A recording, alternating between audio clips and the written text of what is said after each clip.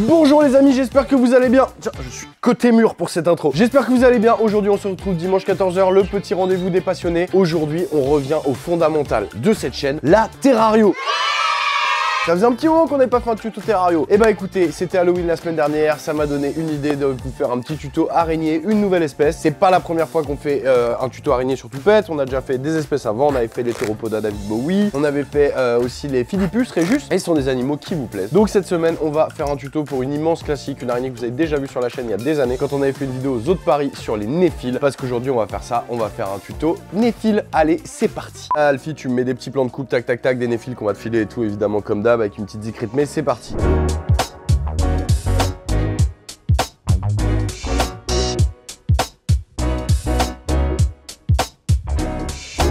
Les néphiles sont des araignées qui sont assez impressionnantes, j'avoue, hein, quand tu vois ça la première fois, quand tu pars en voyage et que tu vois ça la première fois, tu te dis wow, qu'est-ce que c'est que cette bête? Ce sont vraiment des araignées, c'est-à-dire que c'est pas des mygales du tout, en anglais elles font vraiment partie des true spiders, donc vraiment des araignées qui ont la particularité de faire des toiles assez balèzes, qui peuvent faire jusqu'à 1 mètre voire plus de large, et ce sont des animaux qui sont relativement faciles à élever, que ce soit en terrarium, mais il va falloir une grande taille de terra, on va en parler, ou même en liberté chez toi, et ça on va en parler dans la deuxième partie de la vidéo. Il existe sur la planète plein de variétés de néphiles. Aujourd'hui, on va faire un tuto pour Trichonephila inorata, qui est une espèce qui est originaire à la base de Madagascar, mais des néphiles, il en existe à peu près sur toute la planète dans les régions tropicales, j'ai envie de dire, j'en vois beaucoup en Asie, et j'en ai vu beaucoup au Costa Rica. Pour élever ces araignées, en fait, bon, déjà, faut pas être arachnophobe, hein. Désolé à tous les arachnophobes, si cette semaine, le sujet ne va pas leur convenir, hein.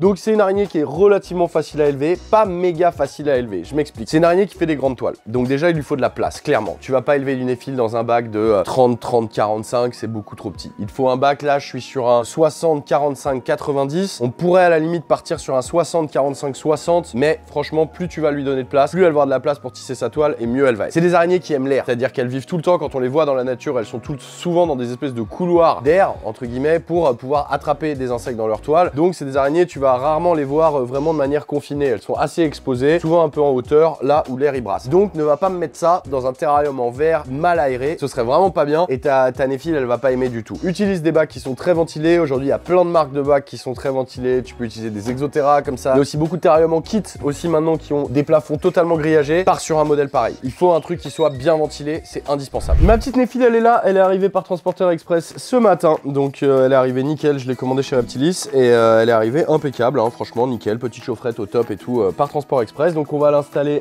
dans son nouveau setup. Je vous cache pas que je voulais la garder en liberté chez moi, évidemment on va en parler dans la deuxième partie de la vidéo, sauf qu'en ce moment je trouve que les températures dans mon salon sont relativement fraîches. Donc du coup je préfère l'installer dans un bac où elle va être bien au chaud, elle va faire sa toile, je vais bien l'alimenter, je vais la garder quelques mois là-dedans. Et puis dès que les beaux jours vont venir dans le salon, là je sais pas, d'ici février-mars, hop, je pense que je l'installerai dans une plante, on va en parler tout à l'heure. Donc je suis parti sur un bac hautement classique, Exoterra 60, 45, 90. Beau volume, c'est la version paludarium de chez Exoterra, donc si tu veux en faire des palus, bah, de mettre de l'eau et mettre des poissons dans le fond, c'est possible. Mais c'est pas ce qu'on va faire aujourd'hui pour la néphile. Pourquoi? Parce que ça serait quand même trop humide. Si je faisais vraiment un palu, je le chaufferais, ça ferait 26 degrés la flotte, ce serait vraiment une ambiance très saturée d'humidité. Peut-être que ça lui plairait, peut-être, mais j'en suis pas sûr. Comme c'est des animaux, je vous dis, qui vivent souvent dans des endroits où il y a de l'air, je pense qu'après une pluie, leur toile, leur truc sèche relativement vite. Donc j'ai pas envie de la mettre dans un environnement confiné, saturé d'humidité comme ça tout le temps. Donc on va lui faire un terrain classique. On va d'abord s'occuper de la technique, et une fois qu'on a fait la technique, on va faire le décor. On aime bien le faire dans ce sens-là, et comme ça au moins c'est carré, c'est pro. Allez, on démarre, c'est parti. Ce terrarium, déjà, il va falloir l'éclairer. L'éclairage, c'est très important, c'est ce qui va déjà donner un côté cool au look de ton bac. Quand tu vas voir ton terrasse, s'il n'est pas éclairé, franchement, c'est pas super joli. Donc, on va l'éclairer, on va lui faire un petit biotope tropical, donc cet éclairage, ce serait bien qu'il plaise aux plantes aussi. Donc, aujourd'hui, j'ai testé une nouvelle... Alors, attendez, où est-ce que je l'ai? Elle est là. J'ai commandé, là, les nouvelles LED de chez Reptile System, les Pro 10 LED. Donc, on va voir ce que ça donne, hein. C'est la première fois que je les utilise. Tac, c'est pas un placement, ils me les ont pas envoyés, hein. D'ailleurs, Reptile System, Martin. Ah, mais c'est une toute petite LED que j'ai pris. Ah, je comprenais pas, c'était une 7 watts. Ok, c'est tout petit en fait. Ah, mais ça va être trop petit, non? Ah, mais j'aurais dû prendre. Pourquoi j'ai pris la 7 watts?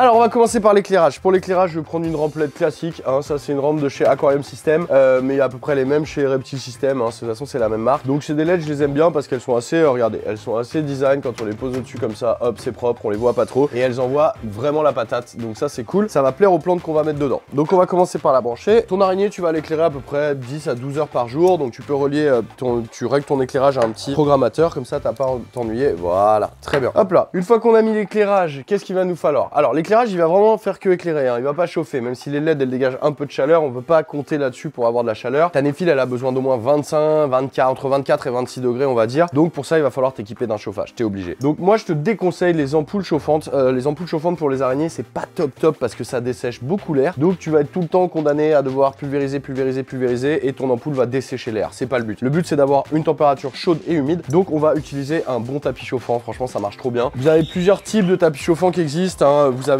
plein de technos différentes, ça vient de chez Lucky Reptile, ceux-là, ils sont vraiment pas mal, je les aime bien. Voilà, vous voyez, ils sont souples et tout, ils sont propres, ils sont épais, ils sont étanches, ils sont vraiment clean. Donc je vais prendre un gros tapis comme ça. Le but étant de prendre, on va pas lui faire de point chaud localisé à l'araignée, hein. C'est pas un reptile, donc elle va pas se thermoréguler vraiment, elle va pas aller un coup au chaud, un coup au froid. Il faut juste lui faire une température ambiante. Donc en fait, peu importe la taille de la surface de ton tapis, comme il va être thermostaté, si t'as un gros tapis et que tu le thermostates, bah il va pas aller à pleine puissance, mais il arrivera à ses 25. Alors que si t'as un petit tapis, le thermostat va lui demander d'être toujours à fond, tu vois. Et ça, ton tapis, je suis pas sûr que si t'as un tout petit tapis, t'arrives à avoir 25 degrés dans un gros environnement comme ça. Le tapis chauffant, on le glisse sous le bac. C'est important de laisser toujours un petit peu d'air entre le terrarium et le tapis, en fait, que ça fasse pas de point de chauffe. Si tu prends un terrarium en verre, tu vois, sans cornière pour pouvoir le surélever un peu et que tu le poses sur ton tapis chauffant, le poids du terrain va faire que tu risques de faire des points de chauffe, et si ça fait des vrais points de chauffe, ça peut péter ton verre. Donc il faut vraiment laisser un petit espace, c'est important. Aujourd'hui, il y a beaucoup de terrariums qui sont équipés déjà et qui mettent des cornières pour laisser cet espace. Ce tapis, évidemment, on va pas le brancher direct au secteur parce qu'il chaufferait beaucoup trop, hein. Il pourrait pas savoir jusqu'à quelle température il faut chauffer pour avoir la bonne température, en fait. Ton tapis, il a pas un thermostat à l'intérieur, en fait. Lui, il est juste fait pour chauffer. Maintenant, ce qui va le piloter, en fait, ton tapis, c'est ton thermostat. Donc le thermostat, il en existe plein de marques. Je sais que c'est pas donné, les thermostats, ça commence à 30-35 € pour vraiment des basiques et ça monte jusqu'à plus de 150-200 € pour des trucs un peu plus poussés. Le thermostat, il va donc piloter ton tapis, on va lui placer une sonde en fait, et c'est sur cette sonde qu'on va venir placer à l'endroit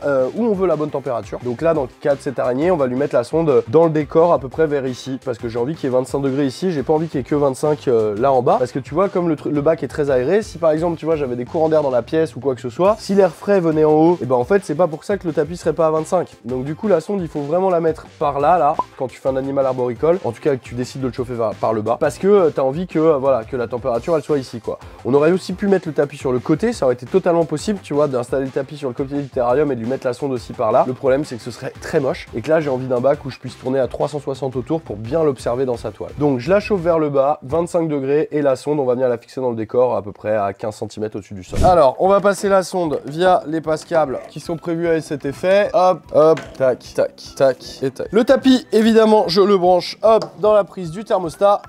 Clac, et le thermostat, je viens le brancher sur ma prise.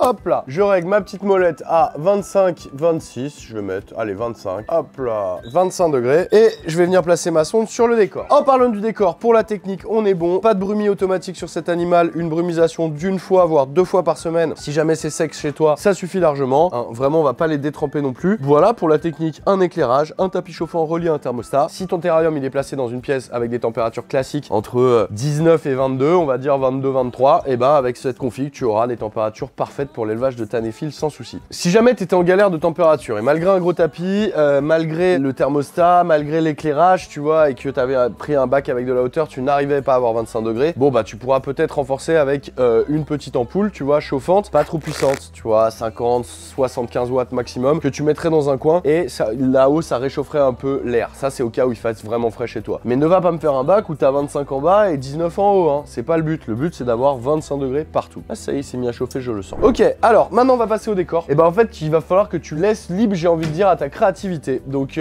elle, ce dont elle a besoin, c'est quelques branches pour pouvoir faire des points d'ancrage sur sa toile. Le substrat elle s'en fout, elle va jamais descendre en fait. Donc du coup le substrat c'est vraiment pour ton esthétique. Et on va lui mettre quelques plantes aussi pour que ce soit joli à l'œil. Mais en vrai la néphile on lui mettrait deux branches en croix comme ça. ça lui irait très bien. Alors, pour le substrat, on va prendre un peu de substrat toupette. Vous êtes nombreux à m'avoir, franchement, vous le kiffez le substrat. Donc je vous remercie énormément. C'est vrai que vous avez été à fond sur le substrat et là les stocks ils commencent à baisser. Donc il risque d'y avoir une petite période où il n'y a plus de substrat pendant quelques semaines, le temps que le nouveau arrive. Donc voilà, donc vous avez été vraiment très nombreux à adopter ce substrat, j'ai envie de vous dire. Donc merci beaucoup. On va développer de nouvelles gammes, de nouvelles tailles aussi de paquets. Il y a plein de choses qui vont arriver dans les prochains mois. Donc soyez prêts parce que vous avez voulu du substrat, vous allez en avoir. Une fois que j'ai mis mon petit substrat, je vais lui installer quoi? Je vais lui installer ses branches maintenant. Alors les branches c'est pareil, hein, tu peux prendre à peu près ce que tu veux. Évidemment si tu as envie de faire quelque chose de joli, d'esthétique et tout, bah n'hésite pas à trouver des branches qui sont un peu jolies et sympas. Ça ce sont des branches de Talawa qu'on utilise en aquascaping et je trouve qu'ils ont un très bon look. Donc on va essayer de lui faire quelque chose où on va lui laisser de la place pour ancrer sa toile quand même. Tac, voilà. On va venir mettre la petite sonde du thermostat comme je vous en ai parlé tout à l'heure. Voilà, lever un peu. On va venir la fixer avec un serre-flex. Une fois qu'on en est là, qu'on a placé le substrat, les branches, qu'est-ce qu'il nous reste à faire? Bon bah là on va lui mettre un peu de plantes quand même parce que je me dis que ce bac il serait vraiment très vide. Même si ça pourrait être joli aussi d'avoir un bac qui a vraiment aucune plante et qui est vraiment que en mode bois avec une belle toile et l'araignée. Mais je vais quand même lui mettre un peu de verdure pour plusieurs raisons. Déjà parce que les plantes elles vont contribuer à conserver un peu une humidité ambiante et ensuite parce que je trouve que c'est quand même plus joli. C'est un animal qui vient originaire de la jungle donc j'ai envie de lui remettre un univers jungle et je pense qu'avec quelques plantes ça va être sympa. On va lui mettre un classique, ça c'est un philodendron Burrell Marx. Donc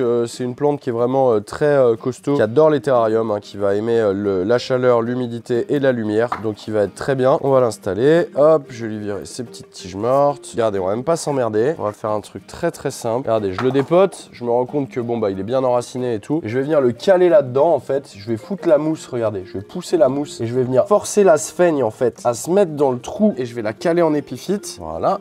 Comme ça. Et le deuxième, je vais faire pareil. Le deuxième, j'ai aucune idée de ce que c'est cette plante. C'est un pote qui m'a donné ça. Ça a été collecté en Amérique centrale il y a très longtemps. Et c'est une bouture, peut-être un podophyllum. Je ne sais pas, si vous avez une idée.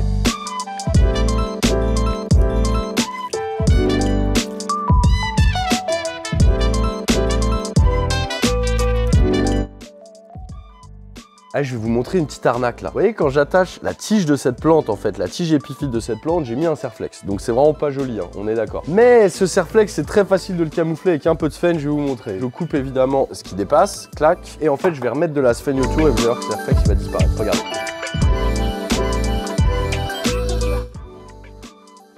Miracle, le serre-flex a disparu. Alors, on va pas rajouter de plantes parce que de toute façon, comme elle va tisser sa toile, ces trucs, on va lui laisser de la place quand même pour tisser sa toile. Les plantes, forcément, dans les prochains jours, elles vont se réorienter vers la lumière. Là, elles sont un peu en mode ah, mais où est-ce qu'on est? Mais en 2 secondes, elles vont se réorienter et tout, donc il y aura pas de souci. Les racines qui dépassent là, que vous voyez dans les plantes là, je pense que ce serait bien de remettre une petite couche de sphaigne autour quand même. Je vais le faire. De pas leur laisser les racines trop apparentes. Bon, sur le Burrell Marx, ça va, mais là, sur celle-là, je vais quand même rajouter un peu de sphaigne autour de façon à ce que les racines se prennent pas un choc. Elles étaient dans un environnement humide, qu'elles passent pas dans un environnement moins humide d'un coup. Et puis, je pense que tout le monde va bien s'adapter, hein. On va lui mettre une gamelle au sol avec de l'eau, elle ira jamais boire dedans, hein. C'est pas pour boire, c'est juste pour pouvoir conserver cette espèce d'hygrométrie qu'on aime bien. Comme il y a le tapis chauffant en dessous, ça va toujours participer à cette petite hygrométrie ambiante. On dit toujours que les aquariums, il faut les laisser tourner un mois. Bah moi je vais vous dire, les terrariums c'est bien de les laisser tourner quelques jours. Non pas pour qu'il y ait rien qui s'acclimate entre guillemets, mais juste qu'en fait que les températures, en fait tu puisses les tester, que tu puisses être sûr de la puissance de ton outillage, que tu puisses être sûr que tout fonctionne bien, et ensuite tu mets ton animal. C'est vraiment, tu vois, ce serait dommage de mettre une araignée ou de mettre un lézard ou de mettre un serpent dans un environnement qui n'est pas encore prêt pour lui. Parfois la puissance de la température ça va être trop chaud, t'auras vu trop puissant pour ton ampoule ou t'auras vu pas assez puissant pour ton tapis. Donc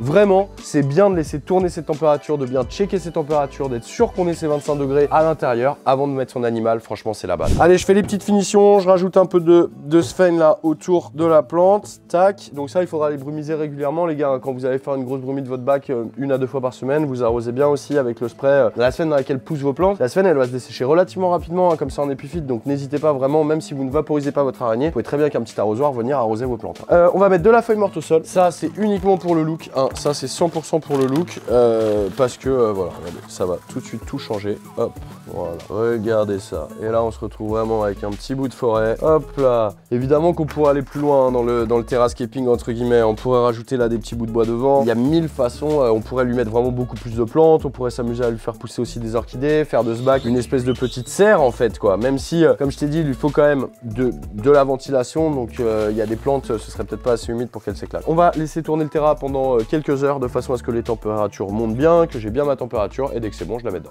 Ok, j'ai fait un peu de cable management là, hop, j'ai mis le petit serre-flex, c'est plutôt propre. On aurait même pu mettre un petit truc noir là, vous savez, pour ranger les câbles là, il y aurait eu un seul truc, ça aurait été encore plus propre. Mon thermostat c'est bon, la lampe elle est réglée, donc la petite lampe 12 heures par jour, on l'a dit, sur un petit thermostat mécanique. Le substrat c'est bon, la gamelle il faut que je la rajoute, j'ai cassé, j'ai envie de mettre un truc esthétique. On va pouvoir rajouter notre araignée. Alors, les néphiles, clairement, elles aiment pas trop être manipulées, c'est pas des animaux qu'on va manipuler comme ça, tu vois, pour le kiff, hein. On va pas les sortir de leur toile, une fois qu'elles sont sur leur toile, elles sont bien. Donc là, je vais la sortir délicatement de sa boîte, je vais l'installer et je vais la laisser faire, et je vais surtout l'observer, parce que je pense que dans les prochaines 24 à 48 heures, elle va tisser sa toile. Donc ça devrait être un gros kiff à observer, donc évidemment, on va vous le filmer. Hop, et on va vous le mettre en fin de vidéo. Regardez là, ok, elle est belle. Alors, il y a des gens, clairement, ça les ferait totalement bader, hein. Oh là là. En fait, là, elles tissent des toiles qui ont des fils qui sont très résistants. Pendant longtemps, en fait, les humains ont essayé, regardez, c'est hallucinant là, les fils, je sais pas si vous voyez bien là. Donc, les fils, en fait, sont aussi résistants que l'acier à diamètre égal, j'ai envie de dire. Donc, on a même essayé, il y a des gens, j'ai vu un reportage l'autre jour, c'est ouf, en fait, ils essayaient de produire de la soie d'araignée en batterie, ils installaient les néphiles dans une espèce de machine qu'ils avaient créée et ils les faisaient filer direct à la sortie. Alors, je vais la prendre délicatement. Donc, c'est inoffensif. Hein, c'est vraiment une araignée qui est totalement inoffensive. Hein. Donc même si elle est impressionnante, il n'y a pas de souci. Ah voilà, regardez. Là, elle a commencé à tisser. Et là, en fait, je tire directement le fil de son abdomen, en fait. Hein. Donc c'est-à-dire que là, en fait, il sort directement de l'abdomen, le fil. Et donc, en fait, à un moment, on s'était dit qu'on allait pouvoir fabriquer des trucs en faisant ça, en faisant des machines, en fait, qui tiraient directement. Regardez, c'est assez ouf.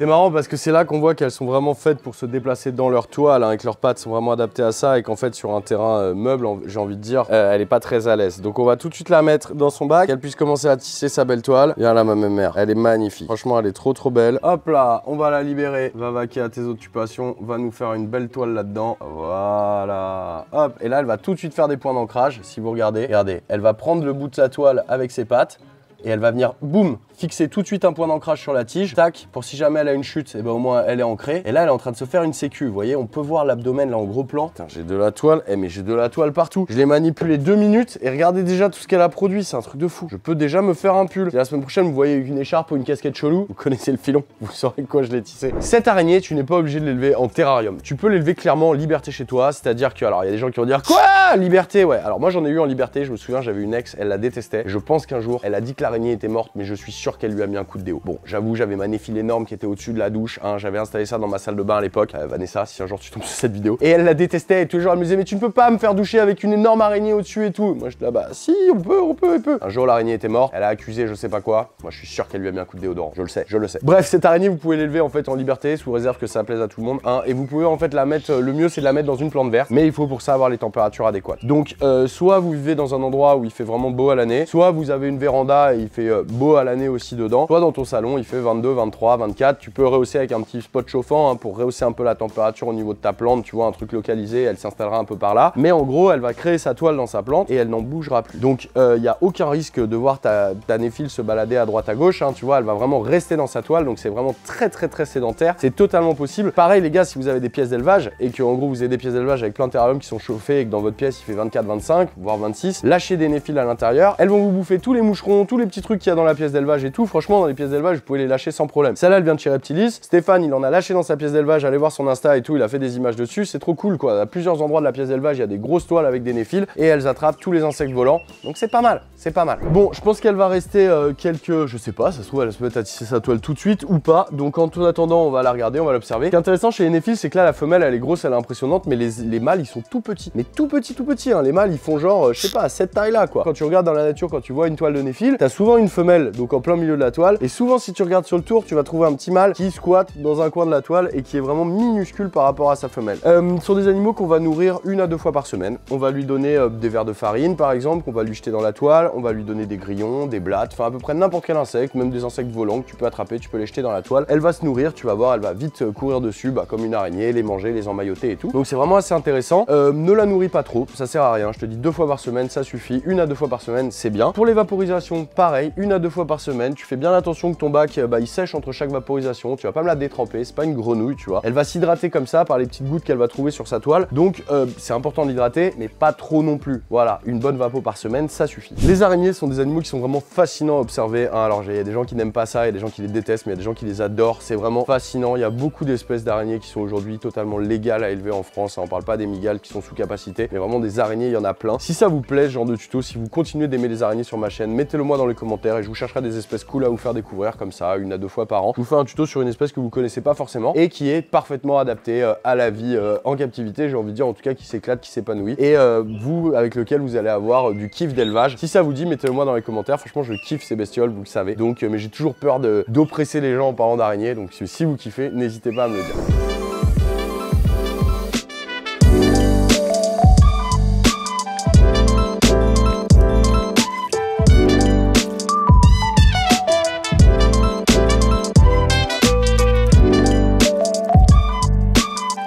J'espère que cette vidéo elle vous a plu. Franchement, moi c'était vraiment cool de faire un petit setup un peu basique comme ça et tout, mais j'aime bien le côté minimal style. Ça fait, franchement, c'est joli, je trouve. Donc j'espère que ça vous a plu, que ça vous inspirera. N'hésitez pas à aller vous renseigner. Je vous le dis tout le temps, c'est pas dans une vidéo de 15 minutes que je peux vous donner tout ce que je sais sur un animal. Donc moi je suis là pour vous dire, ah, regarde, il y a un truc cool à élever. Et hop, toi derrière, tu vas faire des tonnes de recherches, tu te renseignes, tu vas t'adhérer à des groupes Facebook, tu vas faire des recherches sur internet, tu peux aller chercher des bouquins aussi dans la bibliothèque. Il y a énormément de bibliographie autour des arachnides. Il y a plein de choses. Donc n'hésite pas vraiment et surtout fais-le, renseigne-toi à mort. Mon tuto, c'est pour te donner envie, c'est pas pour te donner tout ce que je sais. Hein, ça, c'est la base. On se retrouve dès la semaine prochaine. Je remercie énormément mon équipe, Alex, Alfie, Dora. Je les remercie énormément de tout le taf qu'on a accompli et de la direction que la chaîne est en train de prendre. Franchement, c'est vraiment cool. Donc, merci beaucoup. On se retrouve dès la On se retrouve dès la semaine prochaine, dimanche 14 h. Passez une bonne semaine. Prenez soin de vous, les amis, et de vos animaux. Salut les gars. Ciao.